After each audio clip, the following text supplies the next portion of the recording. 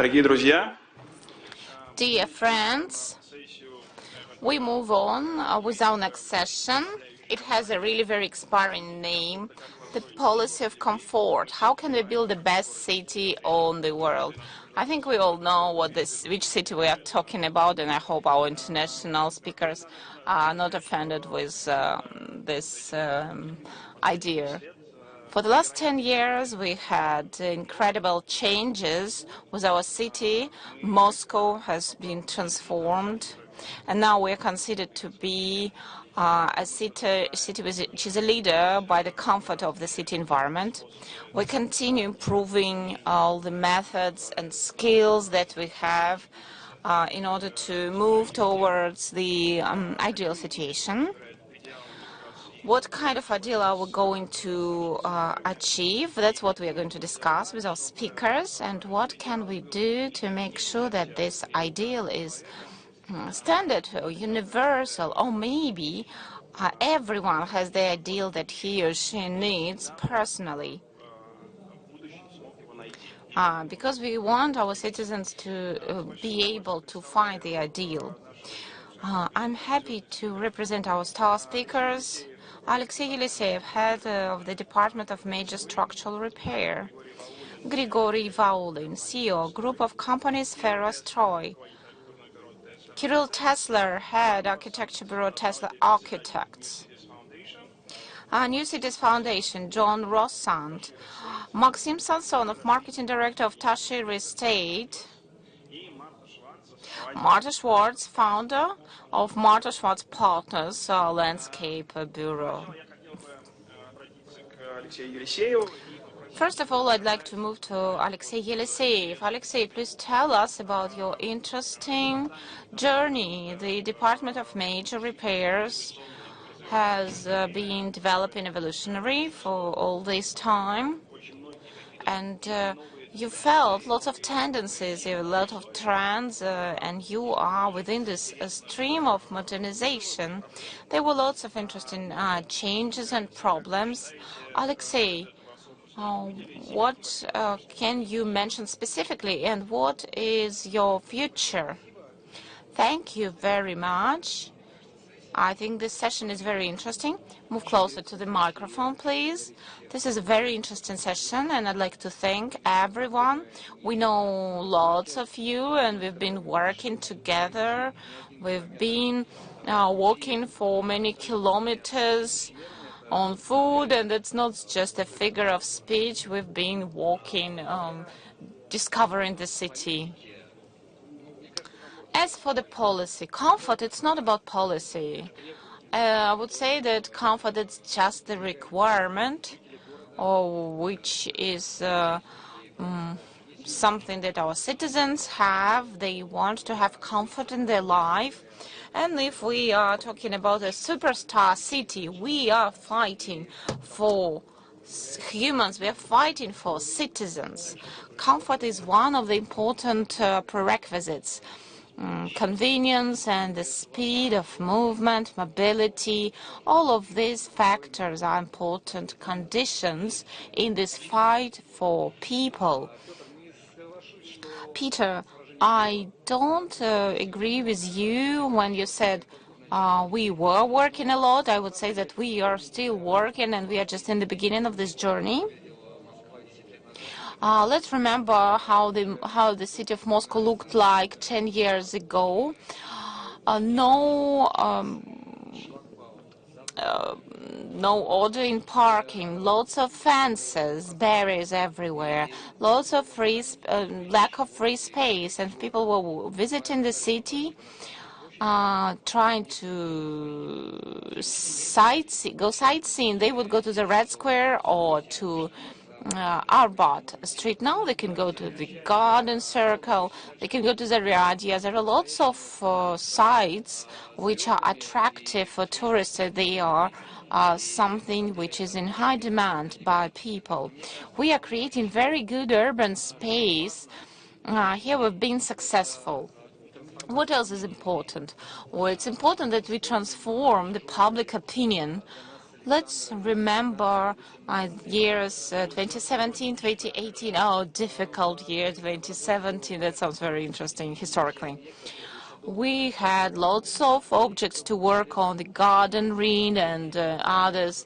People were really very negative about it because they were saying renovation is everywhere in the street, too many cables, too many engineering connections everywhere, not possible to move around the city. Now they have different attitude. And before the forum, we started very interesting voting. Index of the urban happiness. What's happiness in the city? Warmth in this house, fresh air, good, well equipped with amenities, parks.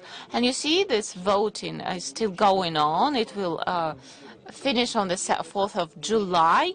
But you see that well-equipped streets, parks, plazas, they are on the first place. That's what's most important for our citizens.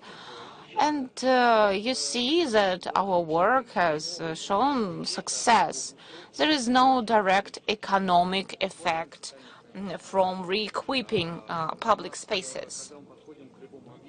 When we start working with some objects, we ask ourselves the question, what's the potential of this object?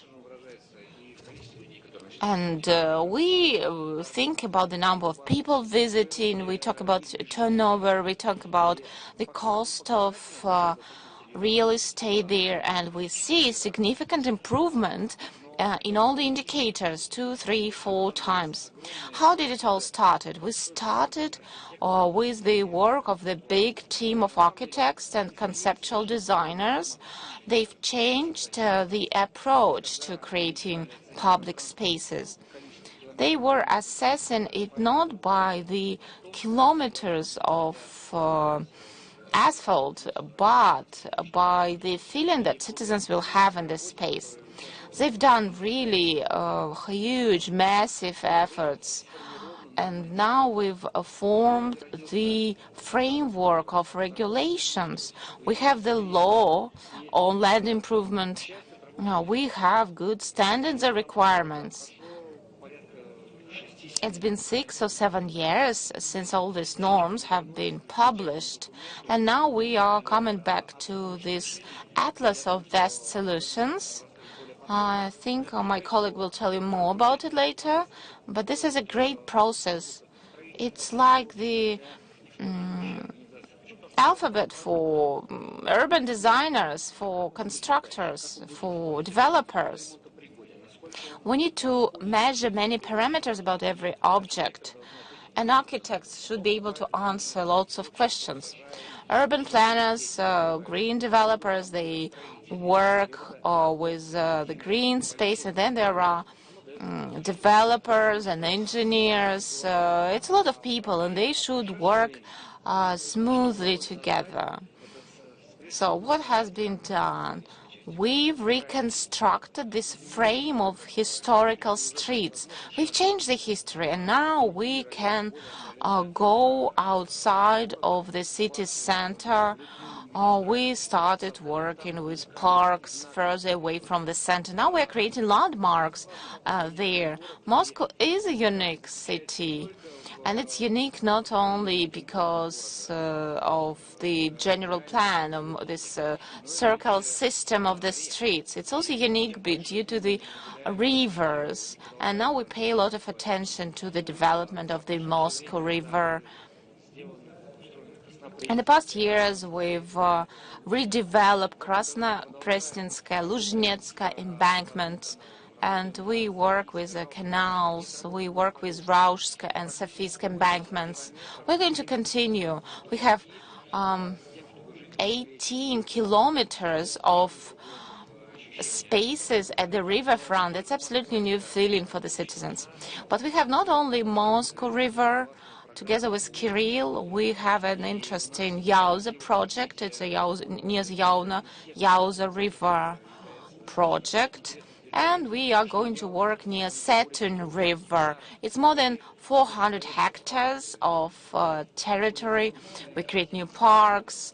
We create sport facilities which are interactive.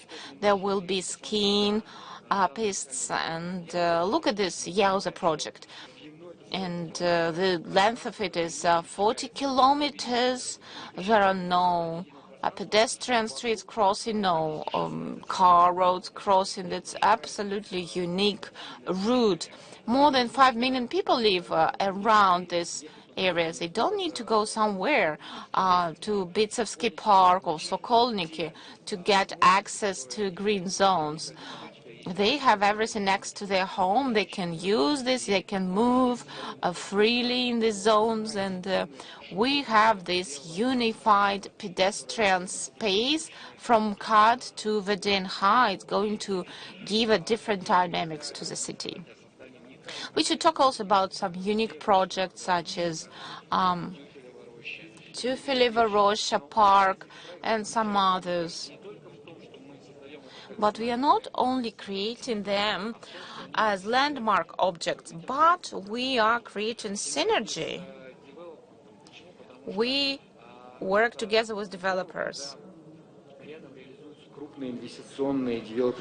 It's amazing when we have major projects being developed and new houses built. A good example is this one on this slide. Close cooperation with lots of developing structures. We take into account their plans, their potential in building housing, because we create transport infrastructure, engineering infrastructure according to their plans. And as a result, we get fully fledged, multifunctional public spaces.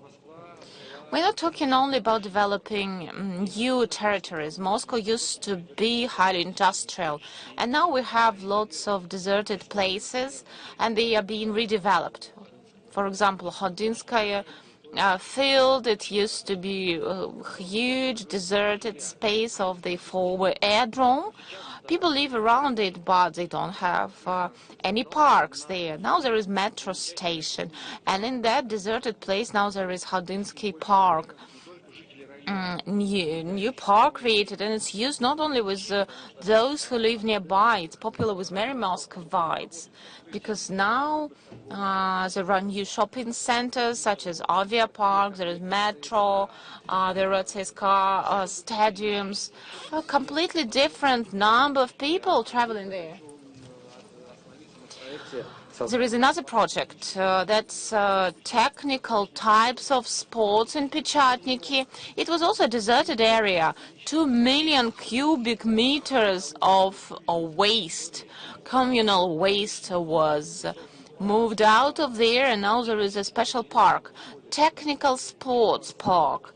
You can practice motocross, you can ride cars, and this is the basis for further development. It's near the Moscow River. We go to Mariana and Kapotnia regions at 30 kilometers of the unified park space for those who work in the southeast part of Moscow. That's changing the lives of people. We don't want to stop there. What are your next big landmark projects? Oh, my street project is now doesn't have an end. We will never be bored with this project. As for the future, we will continue developing the center, because right now we worked with main streets, but we are going to change to think about changing streets paradigm to the micro-district paradigm. We are creating new projects such as the theater quarter, theater district near Chapligina Street. There will be something similar created. We want to have special micro-district near Arbat Street as well.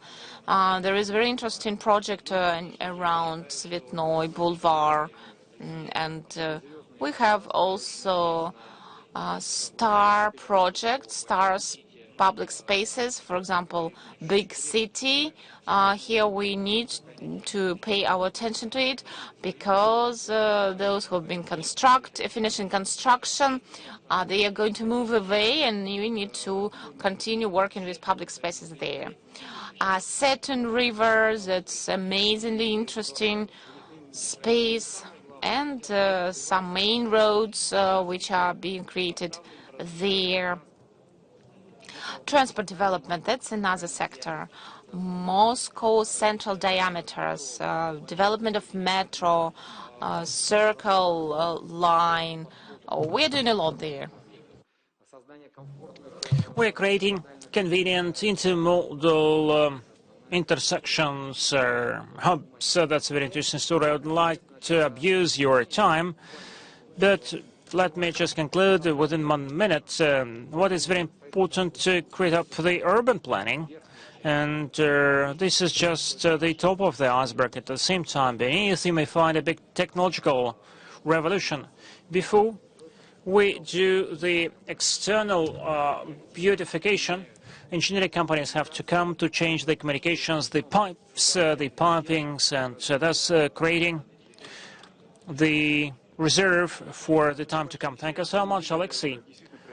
Actually, the nature is entering the city very actively, and we discussed that at the Green Cities panel. That's clearly very important due to very different climate changes, and we just survived through a very hot week. This heat wave was a very challenging thing, and the burnt-out trees did not actually help us because this was the only way to find a shadow in the street. We have to fight somehow against the climate change. Therefore, I'd like to pass the floor to Marta Schwartz, our friend and partner on many projects. Marta? Are you here? Are you with us?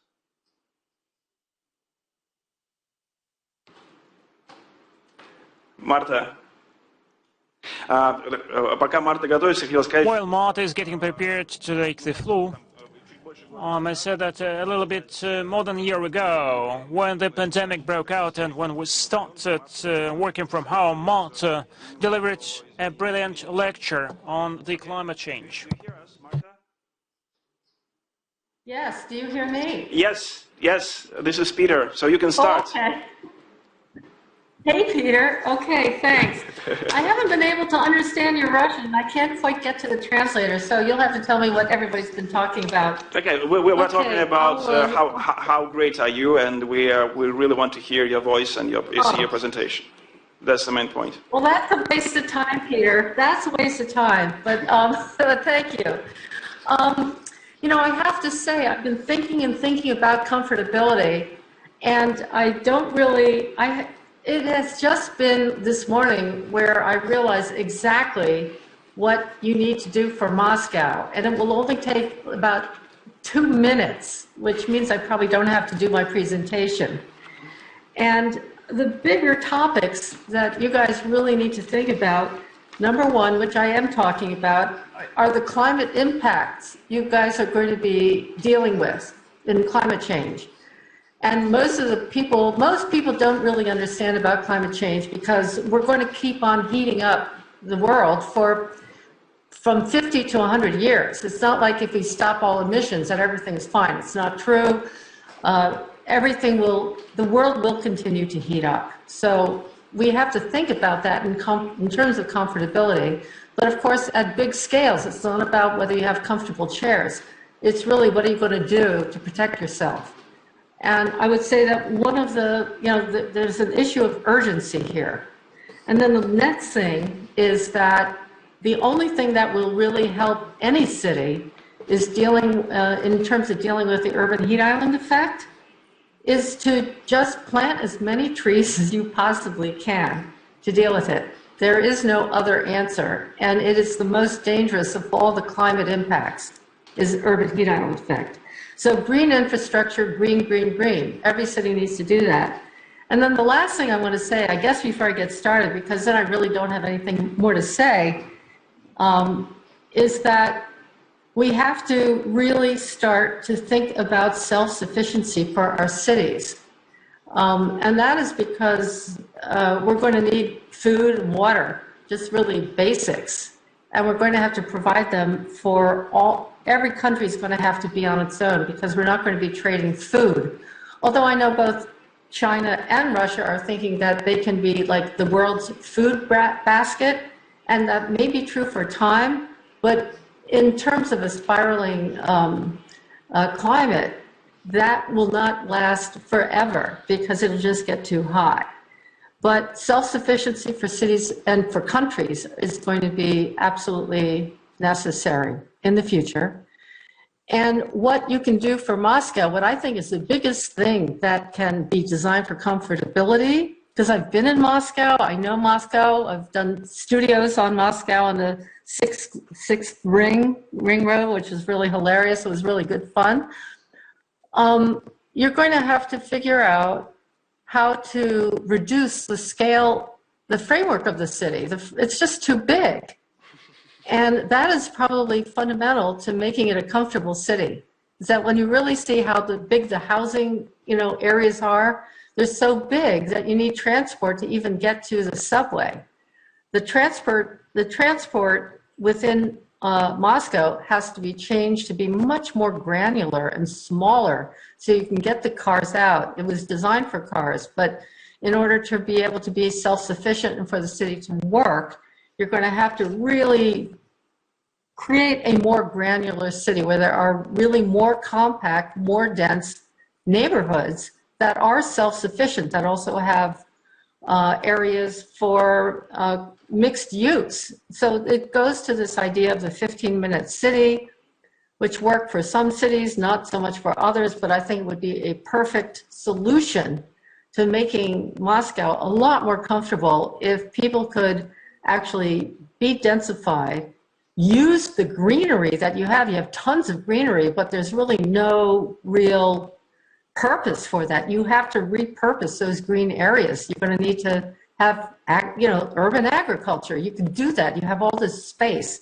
but your spaces need to be made smaller so that you can really plan for doing much more specific planting of what you need, and that there are enough people who can actually be with one another and create a community, which means that all these giant housing lots really need to be broken down. So, okay, I haven't started my lecture yet, but maybe that's all that needs. I don't know. I mean, I can tell you about, climate change and go through that. You're going, you guys are going to get too much water, not enough water. It's going to get hotter. You're going to be dealing with, a lack of water, too much water, lack of food, too much food, but it's going to continue to change. Anyway, I know I wrote all this stuff and I have all sorts of things to show, but honestly, I don't, let's just talk. Yeah, let's just generally talk. Yeah. Let's talk. So what do you think? You quite an interesting thing when you say like repurpose of the greenery, because one of the big steps that Moscow is now also going to face is actually working a lot with big green parks, big green spaces. That we have. How do you really think that we need to repurpose them somehow? Because like what we are thinking here is that when you're kind of looking for an escape from the city, you are finding it in the woods, in the forest, which should be kind of wild. And you could be there with your family, you could be there alone, just meditating and, listening to the birds and to the sound of the leaves. Why do you think we need to repurpose that? Well, because of people and needing communities that are organized to be able to work in a more granular way. I think that the idea of these big infrastructures that we have created our 20th century cities around, first of all, they're... We lost We lost the sound somehow. I think you pushed some kind of a button there, no? The microphone is working?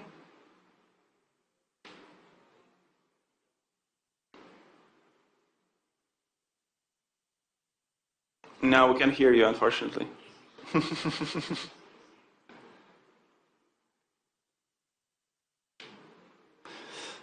Okay, Martin, maybe you'll be back with us at some point. Please just jump in when you figure out what is the technical problem. Okay?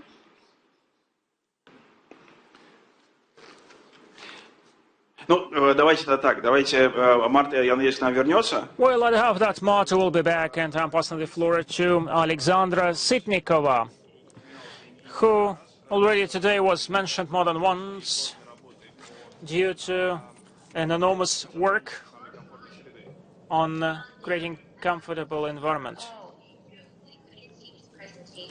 Okay, yeah. Yeah. Oh, yeah, all right. Let's move on. Okay. I need my presentation.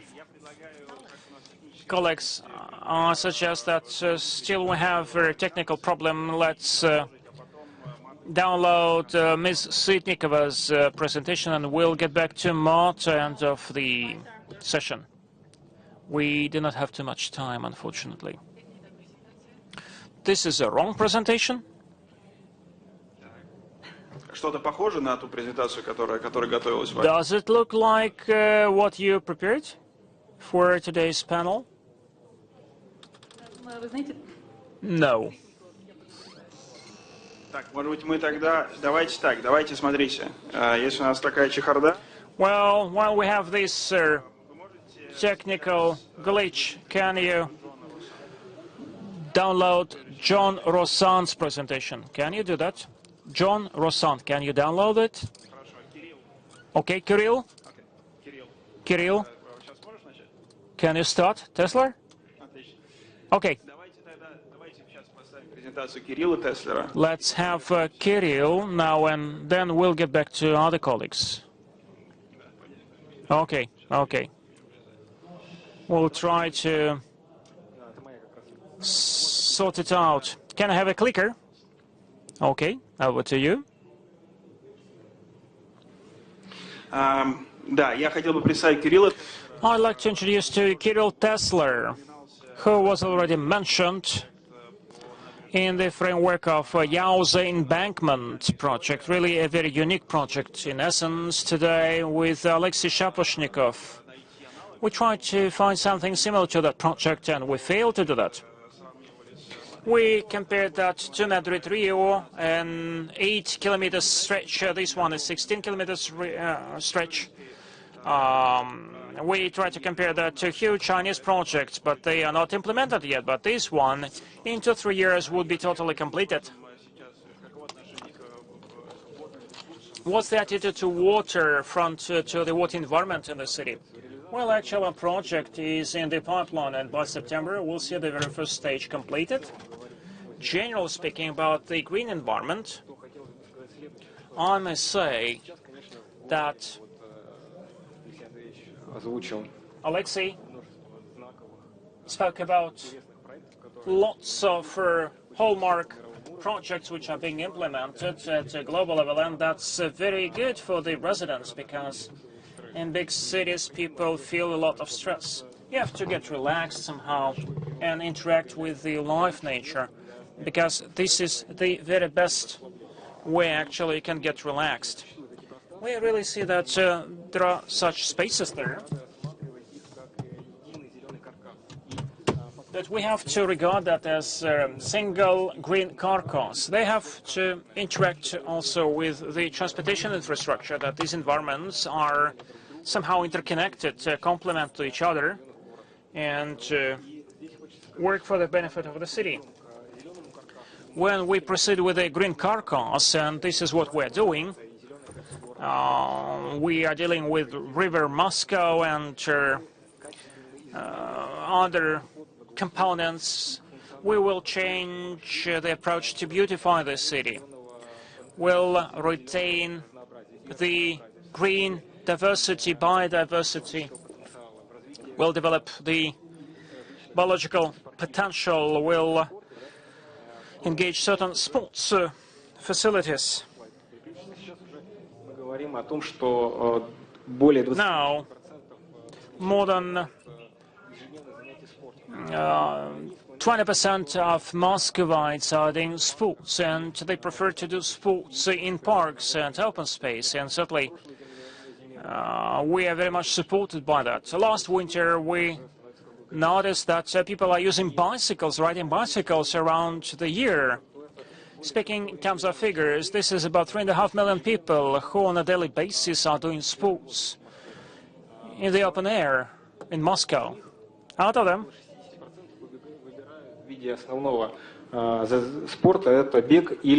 most of people are opting for riding bicycle or for cycling or for jogging.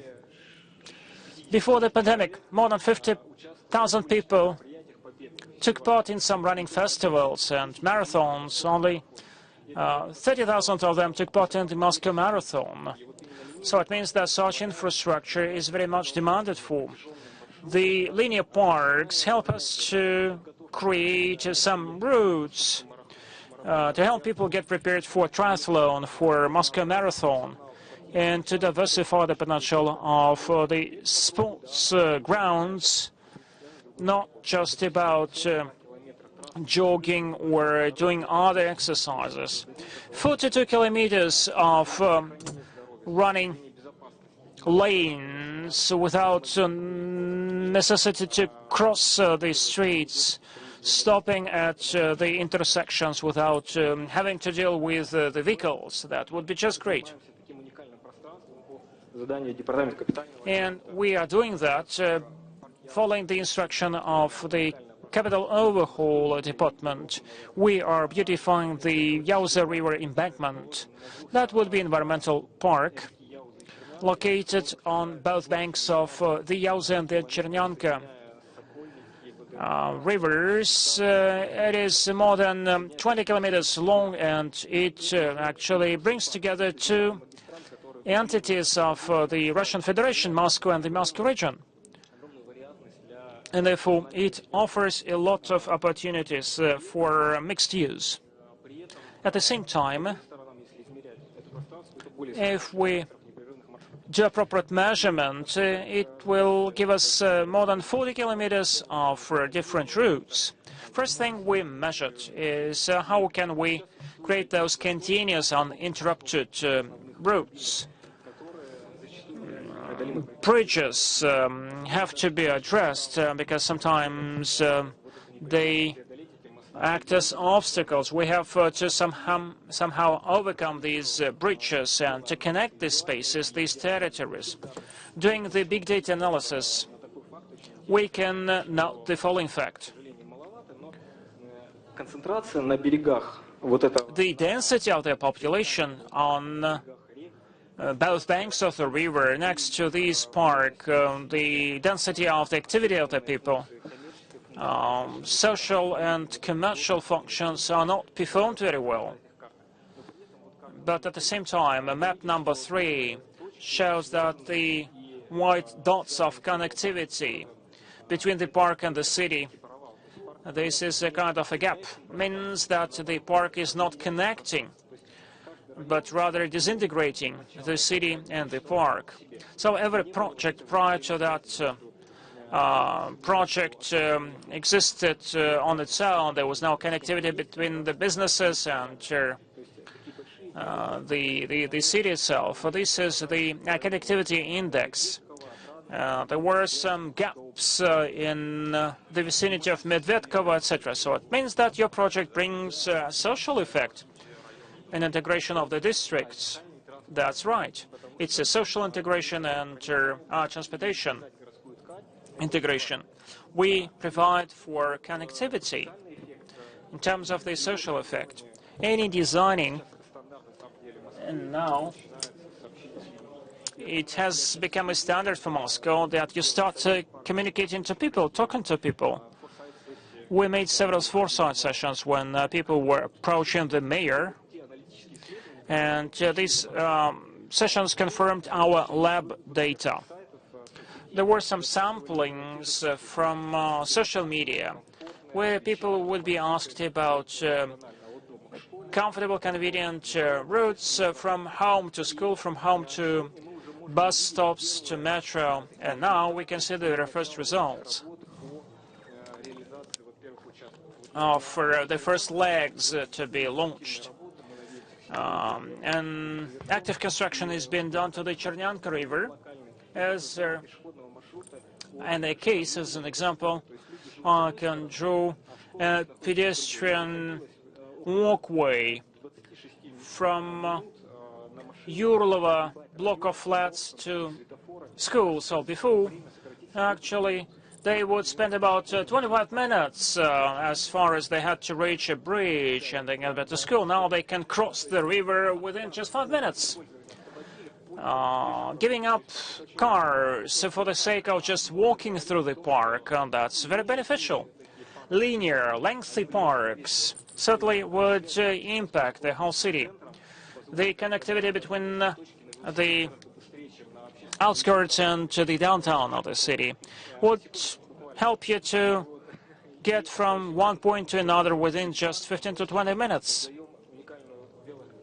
We are creating unique cycling infrastructure, which would transmit into other projects, for instance, cycling road or bicycling path from Moscow to St. Petersburg. And we see that the residents of Mytishi are using that lane in order to get to metro. Unfortunately, we have to wrap it up. Thank you so much, Kirill. Unfortunately, we don't have time at all, and we spent some time on the technical problems.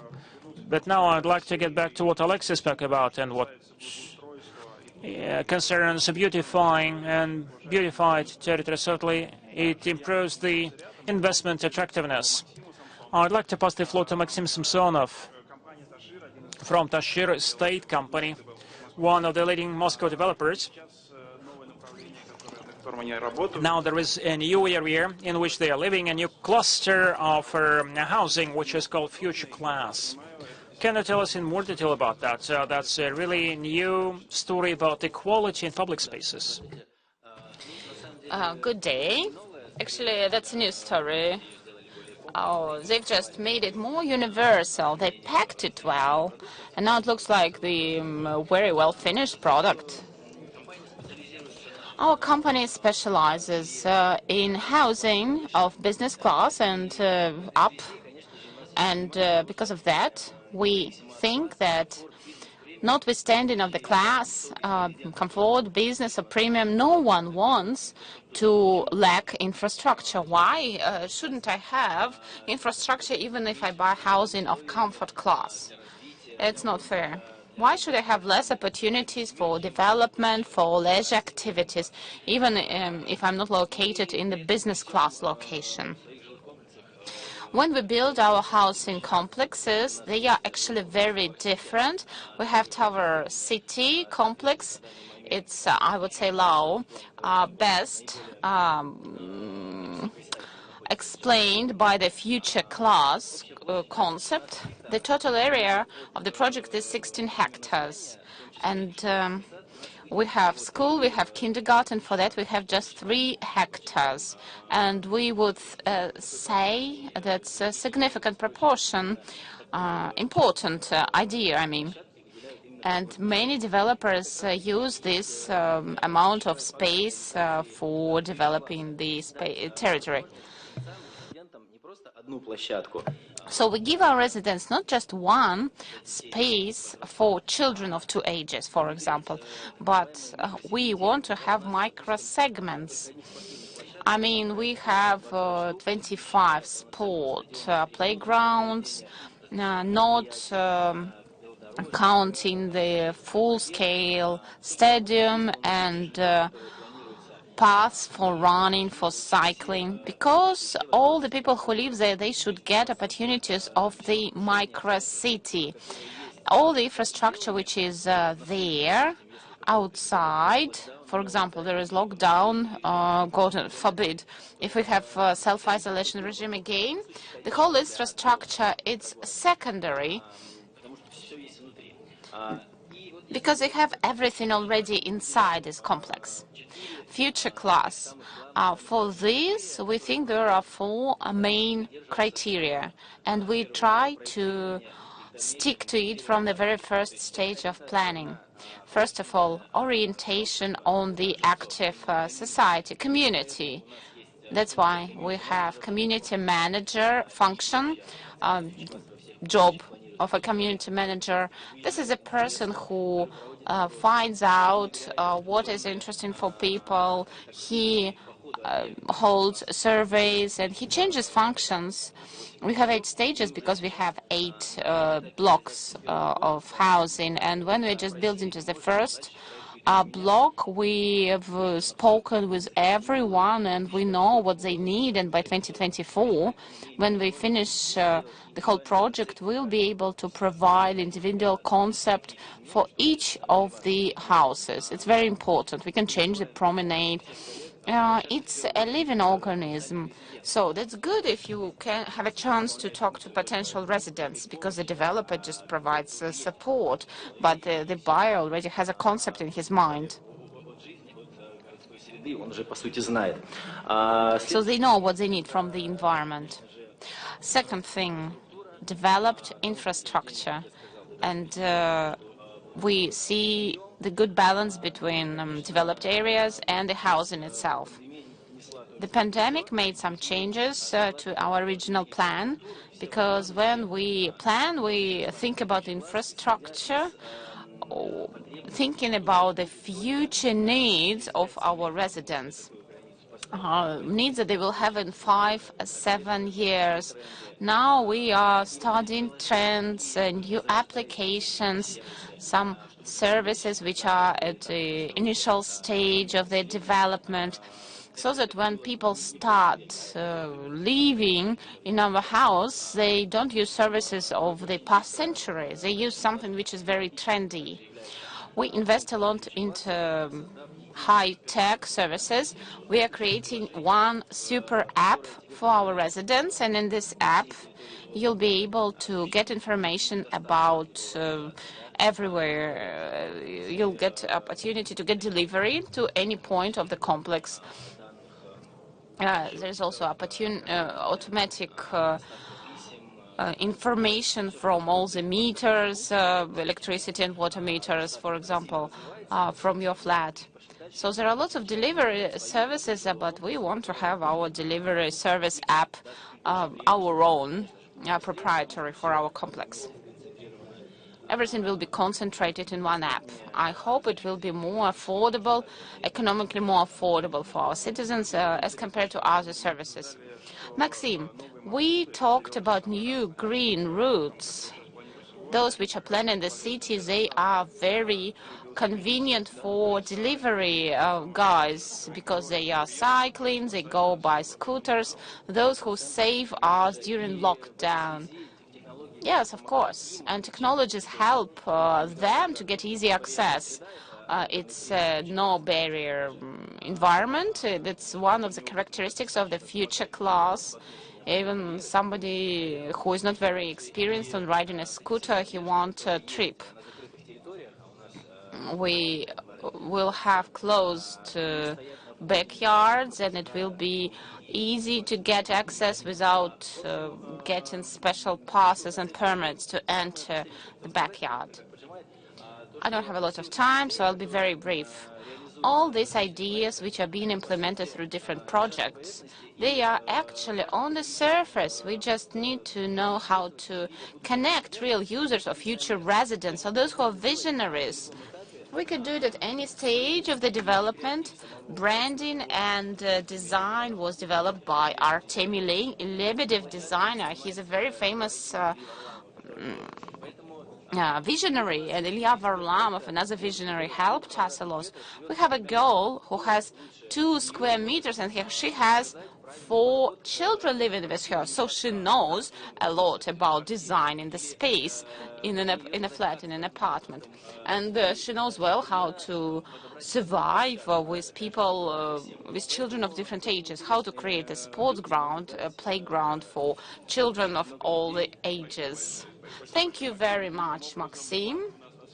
Martha is now online. That's great. We're going to have a very interesting session. I hope so. Can you hear me? Yes. Please, can you continue about the idea of working with big green spaces? Yeah. What do you suggest us to do? We have maybe 2-3 minutes to listen to you. Oh, okay. Well, I can hear my echo. Wow. Okay. Listen. No, I mean, it isn't just about the green space. It's about recomposing the city into smaller pieces where it's more dense.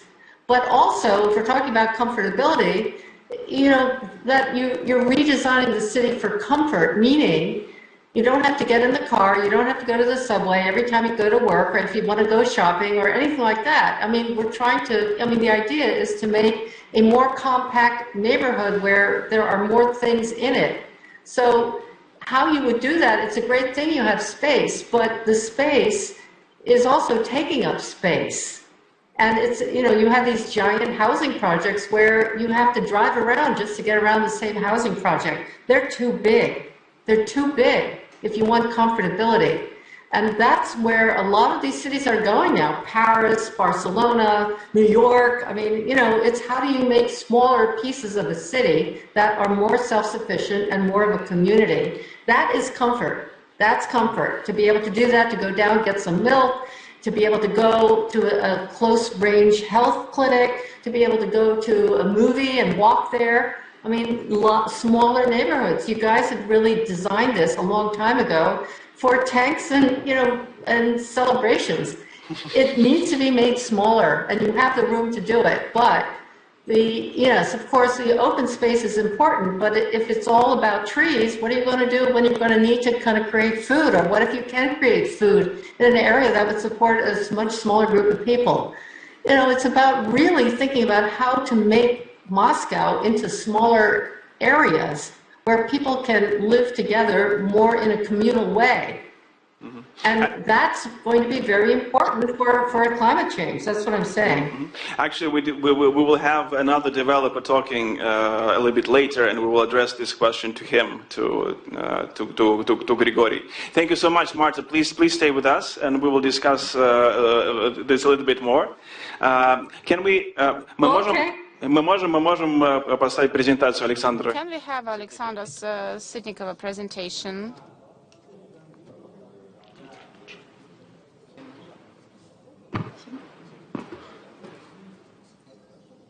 Да, спасибо большое. Thank you very much. I'd like to come back to one of the previous topics. At the initial stage, before we moved to redeveloping spaces, in the year 2014, we started doing a lot within the My Street project. And Martha Schwartz, amazing architect, helped us with that. In 2015, we were doing the streets around the Детский мир shop. Back then, the urban land improvement programs were solving the following challenges: how to make sure that the street service is smooth, how shall we arrange the benches, we shouldn't forget garbage bins, we should think about lights. They were just physical quality issues. But right now we are used to this city, these requirements are standard, and we feel very comfortable there. Development and greenery, they are absolutely the fact of norm for us. They're basic requirements. And right now, when we design public spaces, we think not only about day-to-day routine comfort and the typical list of comforts. We try to anticipate future needs. Concept of the comfortable city yesterday was about comfort, physical comfort, and now we think that comfort city is something else. Now we are talking about healthy city. And now a couple of words about that. When we design the comfortable city today, we are planning the healthy city, as I've said already. And this is possible to do only if we have systemic work with the public realm, when we focus not only on the citizen, but we also focus on the understanding reactions and emotions of a human being, when we think about making the processes more healthy. So healthy processes, what is that? I would say that here we pay attention to some things which are not very practical, but they really affect the well-being of a person. For example, efficiency of the space, engaging people in all the processes, assessment of projects which have been implemented. Healthy city, that's about programming the space. And when we know all the characteristics, biological, psychological, social factors that affect the health of a human being, here we can make big changes. That's a psycho and physical model of a human being. Cities should provide all the conditions for satisfying needs of all these three spheres.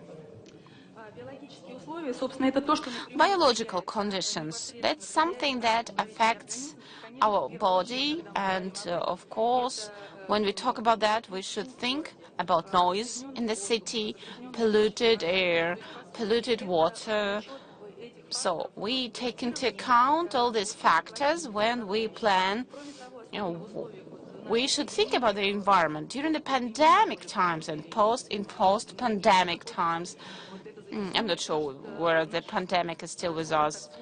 We have difficulties with traveling, and in modern projects, all of this is taken into account, and that's included in the design.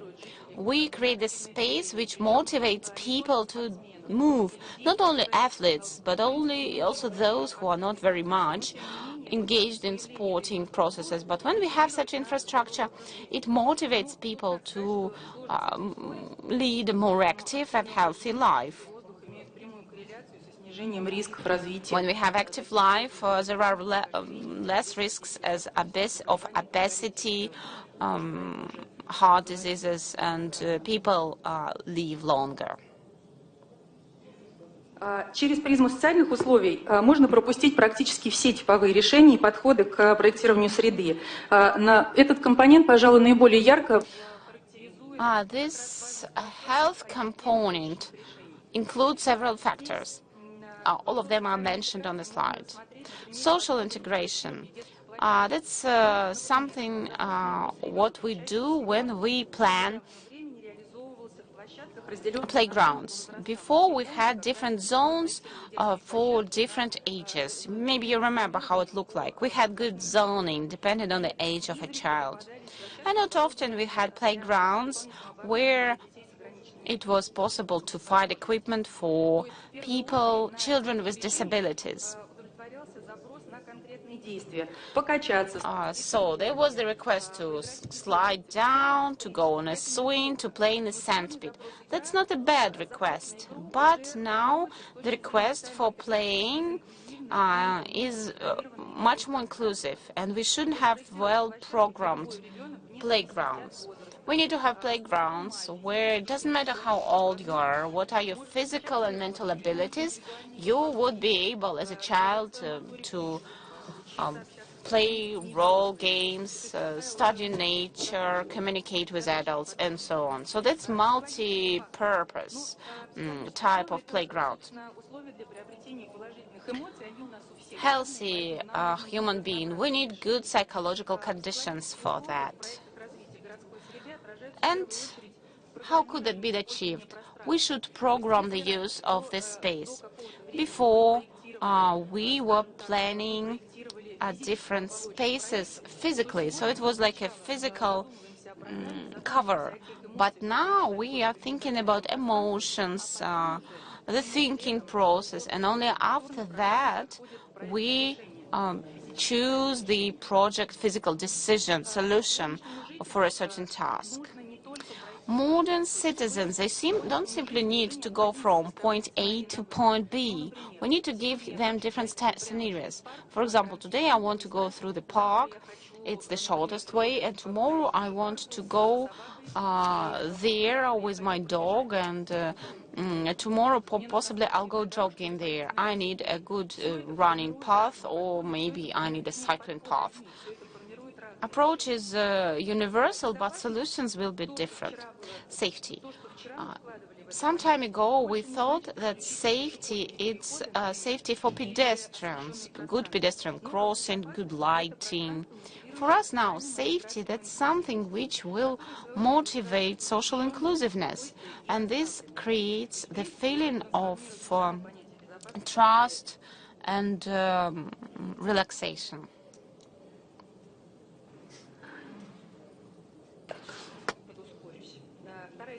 I'll try to speed up. Health processes. We need to make processes in the city healthier. We will monitor processes, analyze results of the implemented projects. And in order to achieve that, in order to be able to assess the project, we've developed a comprehensive model of assessing effects of projects. It was done at the request of the Department of Major Repairs. This is a flexible tool for assessing and monitoring environmental and social changes in the environment. In this project, we had 4 different sectors of effects, and all of them include, in total, 16 categories and 37 indicators, depending on their efficiency in assessing the outcome of the project. When we have a comprehensive model used for assessing effects, we will get specific numbers which show the efficiency, and we'll be able to know what to take from these projects to other projects, and we'll be able to take into account some strengths and weaknesses of specific projects. And the last thing, Atlas of Good Decisions, it's been mentioned today already. If you want to increase efficiency of the development projects, we need to systematize the approach to such projects and minimize typical mistakes. This will help us to save money, and it will help in many ways. When we implement projects, we shouldn't only pay attention to physical characteristics of the materials used for projects, but we should also monitor possible errors in all the processes when citizens use our spaces, so at all the stages or life stages of an object. This guide has 3 chapters, and it talks about all these stages: designing, construction, and implementation. This concludes my remarks, and thank you so much. Thank you. Thank you. Really a very interesting work, and I hope that after the session I will get my copy of your work, if it is possible, certainly.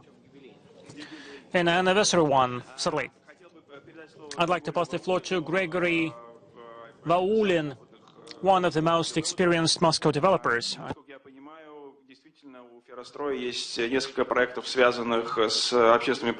And I know that you have lots of very interesting projects related to beautified embankments. Tell us about that project, please. I will tell you not only about the beautification, but also about money, just in order to resuscitate the atmosphere. Traditionally, today we showed embankments, we spoke about beautifying, and we have something to do about that as well.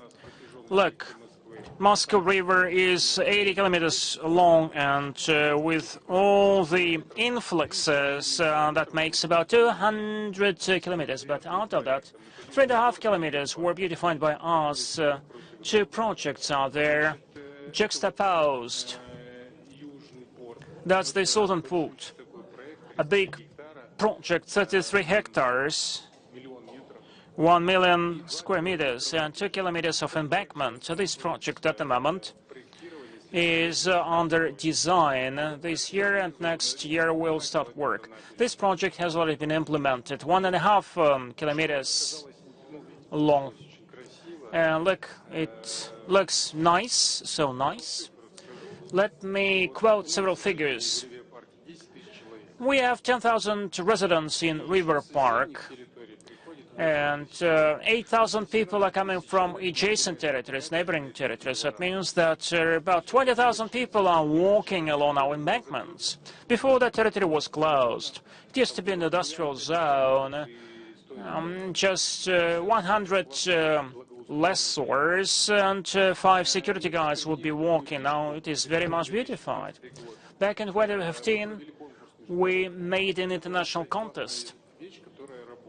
That's a thing which works. You do not invest heavily, but you have a lot of public relations feedback. We got 54 applications of bids from Italy, Netherlands, the United Kingdom, Italy, etc. Now this project already came true. We followed the same route this year. In 2021, we completed a tender international contest for the master plan and for the construction.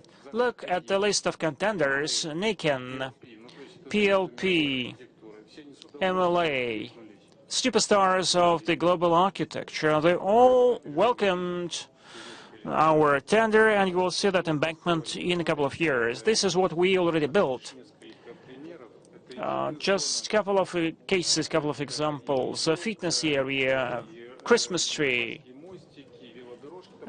fishermen, bridges, a school, etc. And it turns out that our residents no longer have to go to their country houses, countryside houses. Actually, they can spend their time there. This is about comfortability. Several figures again. Look at how the value goes up. And it goes up not only because of the beautification, but also because of the market. But the middle part is when we made the very first embankment stretch, and the second one when we completed the embankment. Building and beautifying is very commercially viable and profitable. If the city doesn't see an immediate effect or sees that later on in terms of the taxes, we saw that immediately.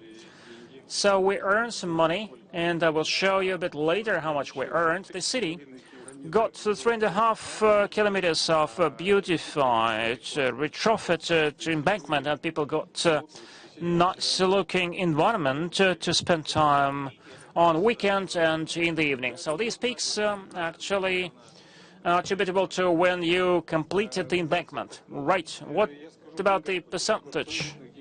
Well, in absolute figures, you see that we invested 7,000 rubles per 1 square meter, and we got 10,000 rubles per 1 square meter. So it means 50% for the revenue. So the project completely paid back, and we even earned on that. So we invested 2 billion rubles, and we got 1 billion rubles incrementally. 1.4 billion rubles were invested into the yards, and 600,000 million on the embankment. Well, quite big money. Well, this is a different story. I just wanted to tell you that it's very profitable to invest into the beautification. Actually, meters, square meters no longer matter. People are buying the lifestyle, so you can compare how it used to be and how it looks now. But there are some difficulties, some challenges. It won't be right if I don't mention that. What goes on? There are no unified or single city standards, or at least we, the private investors, do not follow city or urban standards. When we beautify the embankment, we do it as we believe is necessary. when we later on hand the embankment over to the city, there might be some problems at the operational stage. For instance, the components and spare parts. So once something broke out, actually have to order the spare part, and as far as there are no standards, it would be an individual order. Also, the watering systems, so they are all individual as well. I asked that question, and I'm not sure whether it would address the whole problem at all. So that's about the atlas. I would need that copy as well. So once the southern port is being beautified, we have to be guided by some regulations, unified regulations. And the question goes to Alexei probably. What do we have to be guided by when we are beautifying these embankments? In essence, I suggest that we take that atlas and make a separate session, individual session, and discuss that within the department. Okay, I just highlighted this problem. Thank you so much, Gregory. In essence, I'm pleased to pass the floor to John Rossand. I think that that's very consistent, and this is on purpose that I left John for dessert, for the very end of the session, because John, looking at all these stories, can share some feedback, can comment on what he noted. At the same time, John is the founder and chairman of New Cities Foundation, which is developing the cities, which is dealing with everything related to housing, to sustainable development. John, what strategies for the development of cities you see now as most promising, most relevant? And probably you could recommend something for Moscow. That would be just great. Can you switch on the microphone, please? Thank you very much. I think after listening to all of you talk about Moscow and being here the last few days, I think there's very little that I can teach you, but there's a lot that I can learn from you. I mean, I want to say that the last time I was in Moscow was about 10 years ago. And to come back today is staggering. I mean, the way that the entire fabric of the city has improved in so many ways. From the transportation to the green spaces, this park where we are, Zarodye Park, is amazing. I mean, the fact that we have this extraordinary, quite radical idea of green space in the very heart of the capital of Russia is, and designed by an American firm. I just can't imagine the same thing happening in, say, Washington, D.C., for example, unfortunately. I can tell you, not only American firm, there was 6 countries in the consortium. Yeah. And so what I'm going to talk about is, I mean, the title of this session is about comfort zones, and we talked about comfortability. And, for example, I'm quite involved with a large new greenfield city that's going up in the northwest of Saudi Arabia called Neom. And there, we don't talk about comfortability, we talk about livability. What are the kind of fundamentals of livability that will be needed to make this new city a success? At New Cities Foundation, which I head, we look at it in a very similar way, and we talk about well-being, urban well-being. And this is something that we were founded about 12 years ago, and we were one of the early movers in the kind of smart city space, looking at the impact of connectivity technologies, digital technologies on the built environment, on cities. And about 6 or 7 years ago, we shifted. We really pivoted. And we decided to banish from the vocabulary of the New Cities Foundation the 2 words smart city. Because we felt that when you talk about smart cities and intelligent cities, the focus is on the technology itself rather than on human beings and the people who actually live in cities. So we began to think about, instead of saying smart cities, talking about well-being and urban well-being, that ultimately it's about a well-balanced city in which there's a decent balance between work and play and housing, where there is adequate biodiversity, there's clean air, clean water, access to good health care, etc. And I think this is really basic stuff. I think what's interesting recently, and certainly more from a North American viewpoint, this last year and a half has been extraordinary for two reasons. One, of course, is the pandemic, and that's been, everybody in the world has been subject to that. Not only North America, not only Russia, but it's caused us to rethink the work environment, housing, public spaces, etc. The other thing that's happened in North America was the tragic death of George Floyd.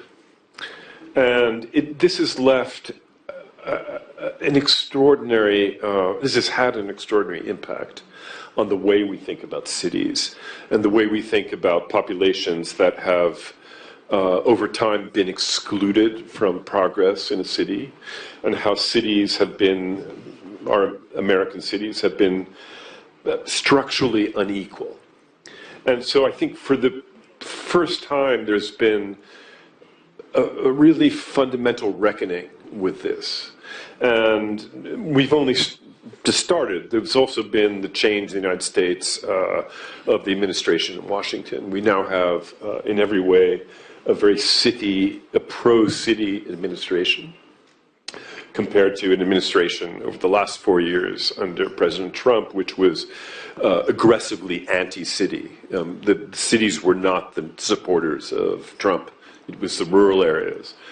So there's really a sea change now in North America, and there is a kind of unprecedented alignment of the federal government, of regional governments, of civic societies, of